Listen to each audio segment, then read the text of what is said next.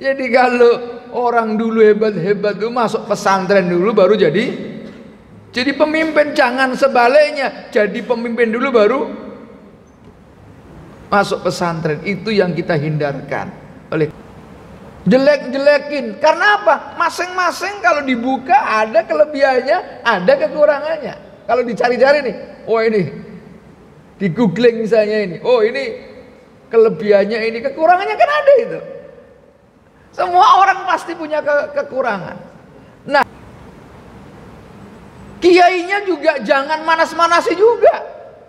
Ya, ceramah seenaknya sendiri. Giliran yang senang dipuji-puji, giliran nggak senang dihabisin di medan, di forum ceramah. Ini juga tidak mendidik.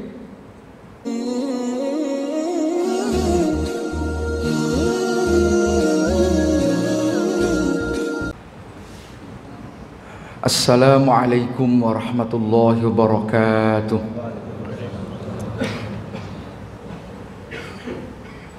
Innal hamdalillah nahmaduhu wa nasta'inuhu wa nastaghfiruhu wa natubu ilaihi wa na'udzu billahi min syururi anfusina wa min sayyiati a'malina may yahdihillahu fala mudhillalah wa may yudlil fala hadiyalah. Asyhadu an la ilaha illallah wahdahu la syarikalah wa asyhadu anna sayyidana wa nabiyyana Muhammadan abduhu wa rasuluhu la nabiyya ba'dah. Allahumma salli wa sallim wa barik ala sayyidina Muhammadin sallallahu alaihi wasallam wa ala alihi wa ashabihi. Amma ba'd. Kaum muslimin, para jamaah yang dimuliakan Allah, mari sama-sama kita menyampaikan puji dan syukur kehadirat Allah dengan mengucapkan alhamdulillah wa syukrulillah. Kita masih diberikan kesempatan oleh Allah menunaikan salat zuhur berjamaah. Mudah-mudahan salat kita, ibadah kita, kerja kita, aktivitas kita mendapat ridha Allah Subhanahu wa taala. Amin Allahumma amin ya rabbal alamin. Bapak Ibu semua yang kami hormati, pada kuliah zuhur hari ini kita akan membahas tentang persaudaraan. Tadi disebutkan indahnya nilai persaudaraan. Dalam bahasa Arab, persaudaraan itu sangat populer, disebut dengan ukhuwah.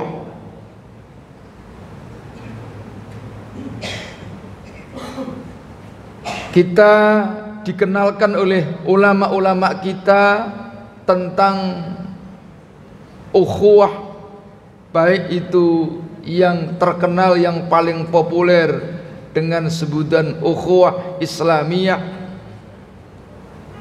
maupun ukhuwah watoniyah dan ukhuwah basyariyah. Kalau kita sesama umat Islam, tentu kita sering mengenal dengan konsep ukhuwah Islamiyah. Tetapi lebih dari itu, kita juga dikenalkan oleh ulama-ulama kita adalah saudara sesama anak bangsa. Itulah disebut dengan ukhuwah watoniyah. Dan tidak hanya itu, yang lebih besar lagi cakupannya adalah ukhuwah basyariyah atau ukhuwah insaniyah, persaudaraan sesama umat manusia. Jadi semua manusia itu pada dasarnya adalah saudara. Maka persaudaraan itu betul-betul harus kita jaga. Karena apa? Al-Quran mengingatkan kepada kita, innamal mu'minuna ikhwatun fa'aslihu baina akhawaikum. Umat Islam itu saudara, fa'aslihu, maka berislahlah. Apa maknanya islah ini? Ada beberapa makna, paling tidak dua makna besar yang bisa mewakili kata islah. Kalau kita lihat dalam Al-Quran misalnya ayat tentang perpecahan suami istri, wa in khiftum shiqaqa bainihima fab'atsu hakaman min ahlihi wa hakaman min ahliha yurida islaha. Wa in khiftum, jika kalian takut khawatir syiqaqa bainihima, terjadi atau potensi perpecahan antara dua belah pihak. Maksudnya suami istri nih. Suami istri kan mungkin pecah. Mungkin ya sampai pada tahap mau cerai gitu kan. Ada Pak? Mungkin ada. Kalau terjadi seperti itu, kata Al-Quran, fab'atsu hakaman min ahlihi wa hakaman min ahliha. Utuslah seorang hakam. Hakam itu wasit. Maka satu akar kata dengan hakim. Wasit itu harus bisa nengah-nengai, nggak boleh wasitnya memihak, apalagi wasitnya jadi pemain.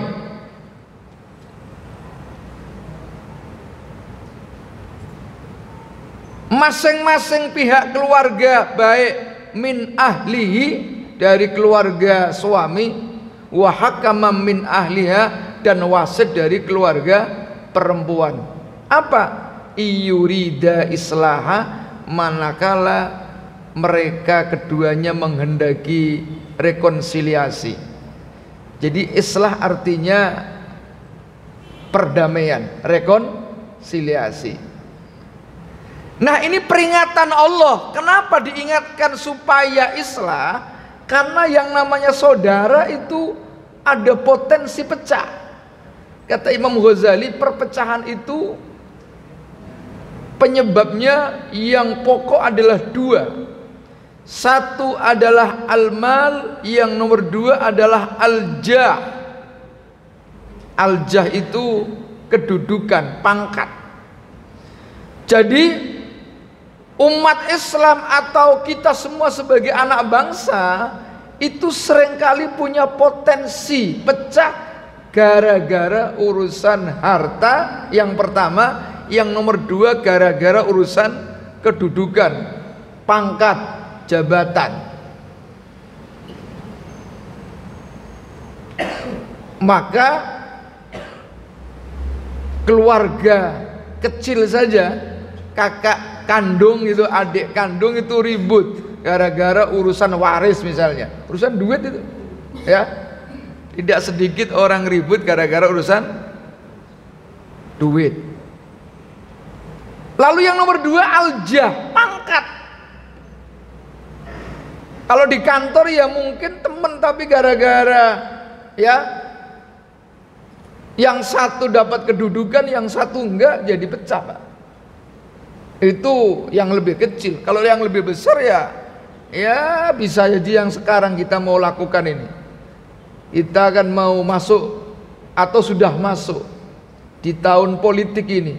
Ini kalau tidak pinter-pinter menjaga persaudaraan, gara-gara pangkat, jabatan, kedudukan, yang tadinya akur sekarang jadi ribut sendiri Pak. Yang tadinya saudara jadi ribut. Bahkan keluarga aja ribut gara-gara urusan kedudukan. Maka ukhuwah itu akan indah, akan bisa terjaga secara baik dalam konsepsi yang dirumuskan oleh Hadratus Syekh Hasyim Asy'ari, pendiri Jam'iyah Nahdlatul Ulama. Itu ukhuwah, konsep persaudaraan akan indah manakala memenuhi 4 unsur. Pertama yang disebut dengan unsur at-ta'aruf, saling kenal mengenal. Itu sebabnya dalam ayat suci juga disebutkan, ya ayuhan nas inna khalaqnakum min dzakari wa unsa wa ja'alnakum syu'uban wa qabaila lita'arafu. Kami jadikan kalian semua itu bersuku, berbangsa-bangsa. Tujuannya adalah lita'arafu, supaya saling kenal mengenal. Apa artinya? Kenal itu tidak hanya secara fisik. Kita kenal, oh dia jamaah, oh dia satu kantor, tapi lebih dekat lagi. Mengenal latar belakang pendidikannya, latar belakang sukunya, latar belakang pemikirannya, itu lebih baik. Maka dari ta'aruf muncul namanya at-tafahum, saling memahami. Yang namanya at-tafahum, saling memahami, itu boleh satu faham, boleh beda paham. Harus satu paham dalam bidang tertentu. Misalnya ini, kalau dalam agama kita harus satu paham dalam hal usuli, hal-hal yang pokok prinsip akidah. Kita harus paham dalam bab hukum yang sifatnya qat'i, pasti, yang muhkam. Misalnya sholat zuhur itu wajib, itu harus sepaham, nggak boleh beda paham itu. Zakat, haji, puasa Ramadan itu wajib, itu semua harus sepaham, tidak boleh beda paham. Maka kalau ada yang beda paham disebut dengan penyimpangan. Ketika ada penyimpangan, maka harus diamputasi itu. Paham yang berbeda harus dipotong, amputasi. Tapi yang nomor dua, boleh berbeda paham yang bersifat furu'i, cabang, yang bersifat dhonni, tidak pasti. Jadi dalam Al-Quran itu ada ayat-ayat yang qat'i, yang pasti, tidak mungkin diterjemahkan, ditafsirkan yang lain. Seperti tadi, sholat, zakat, puasa itu qat'i. Ada yang dhonni, ada yang masih dalam dugaan. Nah yang dhonni ini dalam konsep ilmu usul fikih namanya majalul ijtihad, menjadi lapangan ijtihad. Itu boleh beda paham. Misalnya orang sholat subuh kunut apa enggak, wah itu namanya furu'i, dhonni. Sentuhan laki-laki perempuan, suami istri, batal apa enggak, itu namanya dhonni, boleh beda paham. Nah kalau hal-hal yang bersifat dhonni begini, yang berlaku adalah toleransi. Kalau yang pokok amputasi, kalau yang furu namanya toleransi. Harus saling toleran. Saya punya pendapat ini, ngikutin ulama ini, kamu mengikuti begini, mengikuti ulama sana, boleh beda, tidak sepaham, asal sama-sama menghargai. Itu dalam bidang agama. Dalam bidang kenegaraan ada yang sifatnya harus sepaham. Misalnya apa? Pancasila, semuanya harus satu, nggak boleh beda. Nolak Pancasila nggak boleh. Negara Kesatuan Republik Indonesia harus satu, sepaham. Kalau ada yang mencoba ya membawa-bawa, merubah ini, maka harus diamputasi itu, dipotong. Tapi dalam hal-hal yang sifatnya cabang, konsep kebangsaan, politik, praktis, itu boleh ya. Mau nomor 1, mau nomor 2, nomor 3, saling toleransi. Ya. Nah, jangan memaksakan diri, saling menghargai. Nah, syarat yang nomor 3, ukhuwah itu akan terjadi manakala ada unsur at-ta'awun, Pak. Jadi at-ta'aruf, at-tafahum, saling memahami. Yang nomor 3 itu at-ta'awun, saling tolong menolong. Kita ini saudara sebagai anak bangsa, sebagai umat Islam, sama-sama saudara, harus saling tolong menolong satu dengan yang lain. Bahkan kadang-kadang nggak perlu nanya kamu agamanya apa. Kalau di jalan itu ada kecelakaan, langsung kita tolong, nggak usah tanya, hei kamu agamanya apa? Islam, Pak. Yang ngomong-ngomong NU apa Muhammadiyah kamu? NU, cepet tolong. Tapi pilpresnya nomor 1, nomor 2 apa nomor 3? Nggak jadi nolong.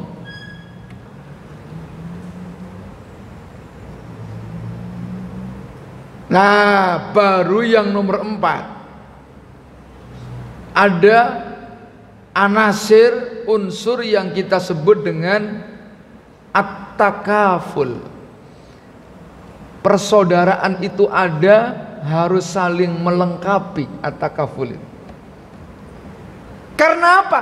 Kita ini tidak bisa sendirian. Semua orang punya kelebihan dan punya kekurangan.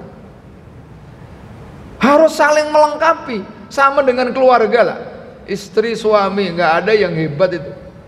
Masing-masing punya kekurangan, masing-masing punya kelebihan. Itu disebutkan dalam Al-Quran, hunna libasul lakum wa antum libasul lahunna. Hunna, perempuan, libas, pakaian. Ini ibarat saja. Kata metafor, kata majas, apa kok digunakan bahasa kalau istri itu pakaian? Wa antum libasul lahun. Suami juga pakaian. Pakaian itu punya fungsi untuk menutupi. Menutupi apa? Menutupi aurat. Apa itu aurat? Aurat itu adalah segala sesuatu jika dilihat orang lain kita merasa malu, itu aurat. Tidak hanya sekedar aurat dari aspek fikih, ini aurat anggota badan, tapi apa saja kelemahan kita, kekurangan kita nggak boleh diumbar, harus ditutupi. Itu aurat. Maka fungsi suami, fungsi istri sama-sama diibaratkan dalam Al-Quran sebagai pakaian yang harus difungsikan menutupi kekurangan, kelemahan masing-masing. Nah, kita negara kalau mau besar sama.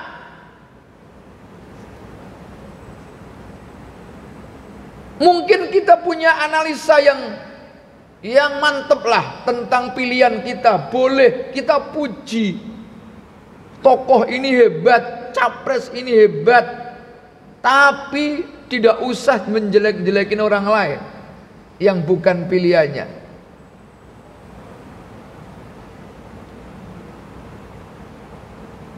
Jelek-jelekin karena apa? Masing-masing kalau dibuka ada kelebihannya, ada kekurangannya.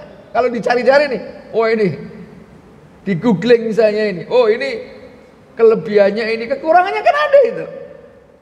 Semua orang pasti punya kekurangan. Nah, kekurangan inilah yang dalam bahasa kekeluargaan, ilmu keluarga atau fikih keluarga bisa menjadi sebuah kekuatan besar. Nah, itu sebabnya para hadirin yang dimuliakan Allah, sekarang kita masuk dalam tahun-tahun politik, kita harus menjaga persaudaraan, itu jauh lebih penting. Membela tokoh itu penting, tapi menjaga persaudaraan jauh lebih penting. Ini kadang-kadang ada acara ngaji saja, pengurusnya nanya itu kiainya ikut nomor berapa itu? Apa kiainya nomor 1, apa nomor 2, apa nomor 3? Kiainya juga jangan manas-manasi juga. Ya, ceramah seenaknya sendiri. Giliran yang senang dipuji-puji, giliran nggak senang dihabisin di medan, di forum ceramah ini juga tidak mendidik. Sementara jamaahnya macam-macam, ada pengikut ini, pengikut ini, pengikut ini. Nah, itu anggap saja apa yang kita akan lakukan itu adalah la'bun, itu permainan saja yang sifatnya sesaat. Ya, enggak lama permainan. Namanya main. Permainan biasa, ada kalah, ada menang. Tentu soal misalnya nanya, Pak Ustadz, lalu pilihannya seperti apa? Nah, pilihannya ya kita minta petunjuk kepada Allah, orang yang beragama. Mungkin setelah memahami masing-masing karakter, program, kita minta kepada Allah. Dengan kita minta kepada Allah, itu akan insya Allah akan dibukakan basiroh namanya. Basiroh itu pandangan hati, Pak. Sekarang ini kadang-kadang bukan basiroh, tapi bisyarah. Isyarah itu dapat duit, Pak.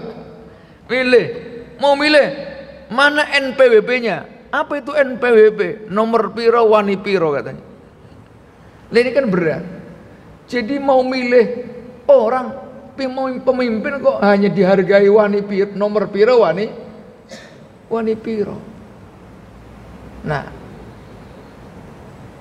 justru kita belajar untuk dalam memilih, menghindarkan dari itu tadi bisyarah tadi itu. Ya, mau namanya bisyarah atau sedekah politik atau money politik, mau apa, intinya kan sama itu. Kamu pilih saya nih, saya bayar sekian. Begitu dia menang, apa pikiran dia? Bagaimana supaya uang yang saya keluarkan itu kembali, Pak? Ya, maka itu tidak sedikit pemimpin-pemimpin, ya, begitu sudah menjabat masuk pondok pesantren. Kalau kita ini, ya, mesantren dulu baru jadi pemimpin. Kalau ada orang sebaliknya, jadi pemimpin dulu baru masuk pesantren. Pesantren mana? Pesantren ini mana? Cipinang. Pesantren Cipinang itu penjara maksudnya, Pak. Ya kan? Jadi kalau orang dulu hebat-hebat itu masuk pesantren dulu baru jadi pemimpin. Jangan sebaliknya, jadi pemimpin dulu baru masuk pesantren. Itu yang kita hindarkan. Oleh karena itu mari kita jaga persaudaraan kita, sangat mahal. Jangan sampai hanya satu majelis taklim, jamaah subuh bareng, sholat jamaah bareng, beda. Mau imam aja, ini imamnya nomor 1, nomor 2, nomor 3 ya. Jangan sampai lah itu, ya. Itu saja barangkali yang dapat kami sampaikan, kurang lebihnya mohon maaf. Mari kita tutup dengan bacaan doa. Bismillahirrahmanirrahim. Alhamdulillahirabbil alamin. Allahumma anfa'na bima 'allamtana wa 'allimna ma yanfa'una. Allahumma rzuqna fahman nabiyyin wa hifdzal mursalin wa ilhamal malaikatil muqarrabin bi rahmatika ya arhamar rahimin. Walhamdulillahirabbil alamin. Billahi taufiq wal hidayah. Wallahul muwaffiq ila aqwamit thoriq. Assalamualaikum warahmatullahi wabarakatuh.